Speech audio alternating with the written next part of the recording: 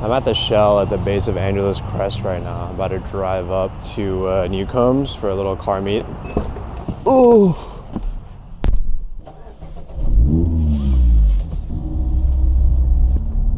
Okay.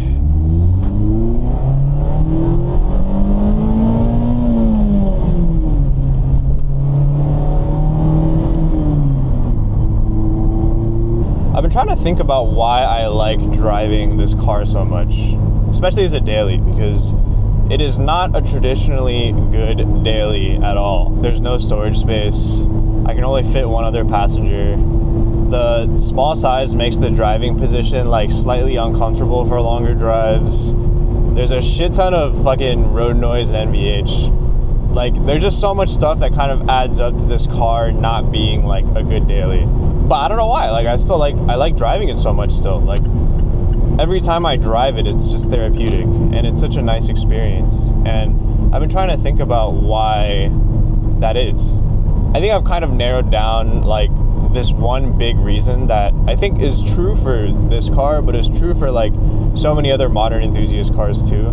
And I think this reason is why so many people, not including people who are into cars, just generally like everyone, should try to daily a car that embodies these same principles. I think the root of a lot of our problems today, at least in like, a first world country, a modern society, is this thing I like to call like obtrusive technology. I went to this talk and I saw fucking Johnny Ive talk at a conference recently. He was talking about how we as like humans have kind of developed this like uncomfortable relationship with technology. And I think it's because of this concept of like obtrusive technology. Like, because tech has become so profitable, companies are just trying to shove tech in our faces that we don't even need. You have Instagram and TikTok shorts algorithms optimized to keep you scrolling and to make you buy shit. Google Maps has sponsored results.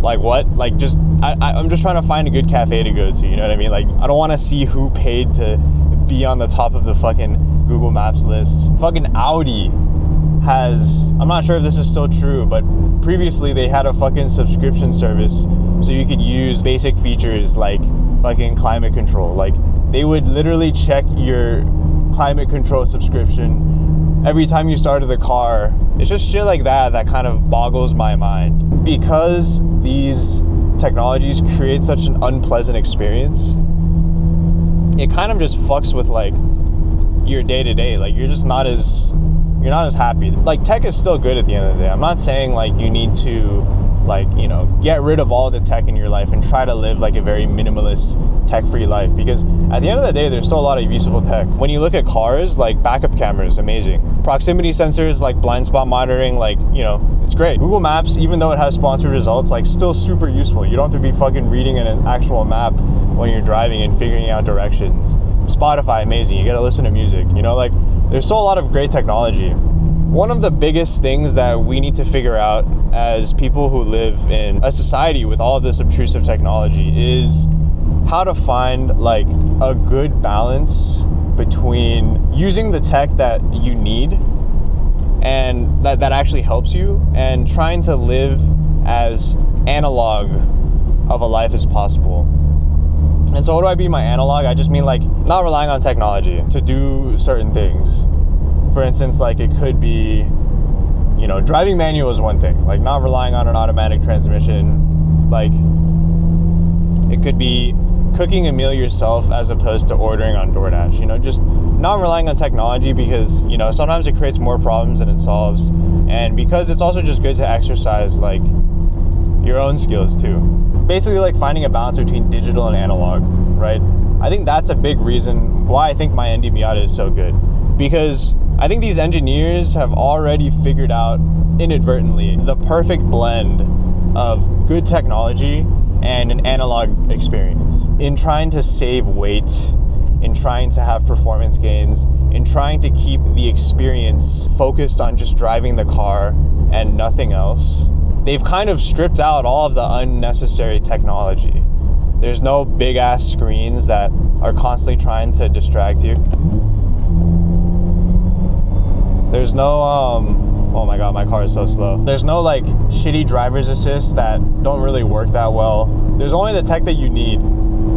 And because of that, you're able to stay so much more present in the moment with the drive. You know, the only thing that really truly matters when you're driving is just focusing on driving your car and not trying to fucking kill anyone. That's all that really matters. And a lot of these modern enthusiast cars, like, yeah, they're sporty or whatever, but they give you that like perfect blend of technology that's useful to you, but is also very unobtrusive. Like, it doesn't actually detract away from the experience of driving the car.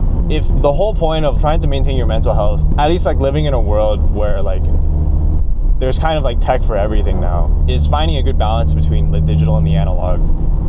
Like, the engineers who have designed these enthusiast cars have already figured out that balance for you. Every time you're on the road and you're driving, if you drive one of these enthusiast cars, you're already doing what you need to do to kind of like maintain your sanity living in a world like this. And that's why I think driving enthusiast cars and driving like my car specifically is so therapeutic. I think this is like one of the kind of like intangibles with driving modern enthusiast cars that I haven't experienced. Like, I've driven like, you know, much older cars. I've driven an S2000 that don't have a lot of these creature comforts. And while it is a great experience, like, I do feel like some tech is missing sometimes. Like, I still want some technology in my experience, but just not an overbearing amount of technology. And cars like this, cars like the GR86, cars like the GR Corolla, they give you that perfect blend of tech and analog. Like, this car gives you so much analog to enjoy too. And I think the reason people love it so much is because it does the analog stuff very, very well. You have your analog speedo and tach that do nothing else but tell you your RPMs and your speed. You have, at least in the ND3, like improved steering feel that communicates everything that's going on the road.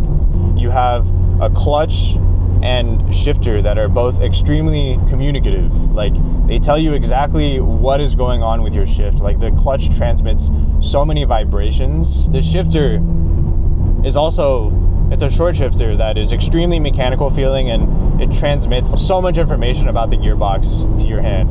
And they're both very punishing too. Like, if you're not focused on the shifts and you don't time it correctly, the car will jerk like crazy because of the light flywheel. It does all these analog things very well, and all these analog things kind of demand you to keep your attention on the drive and on nothing else but the drive. And I think that's why people love this car so much, because it gives you all the modern creature comforts. It gives you, like, at least in my car, I have climate control, blind spot monitoring, a backup camera, CarPlay, but it does so in a way that blends it seamlessly with kind of like all the analog technology. Like, there is a big screen here, but I can't actually use it when I'm driving. It disables that to keep your eyes focused on the road. This is why I think everyone should drive, ideally, an enthusiast car, because, you know, I want to keep these cars alive. You know, they are a dying breed. Like, you know, these types of like simple gas-powered enthusiast cars are definitely dying out. There's definitely less of them on the road today than we saw in the past. If you don't want to drive one of these enthusiast cars, like, I think most cheaper like economy cars also kind of provide you with the same experience, because they aren't loaded with this rich feature set needed to differentiate them between, you know, an econobox car and like a luxury car. Like, all these luxury cars have all these like useless tech features that you just don't need to drive. The bare minimum is like an economy car that doesn't have all these features, right?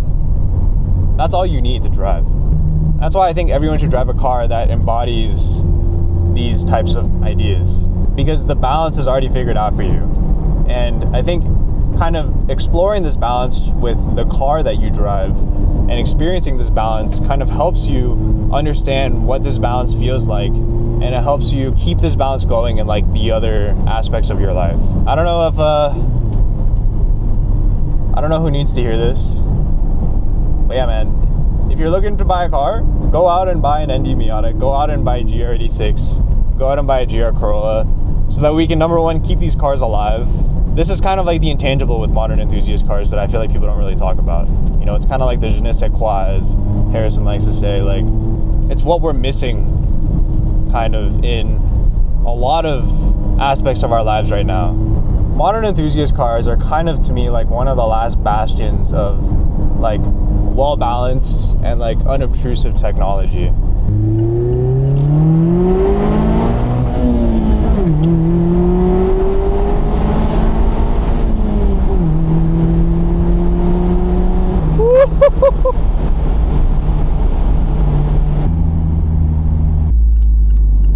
My hands are so fucking cold right now, dude.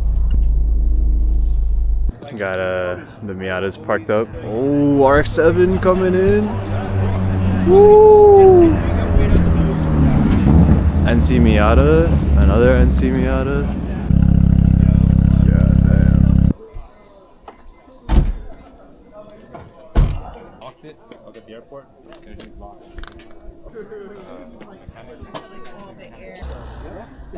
Is this all-wheel drive? Yeah. It's fucking sick. People don't hide it. So clean.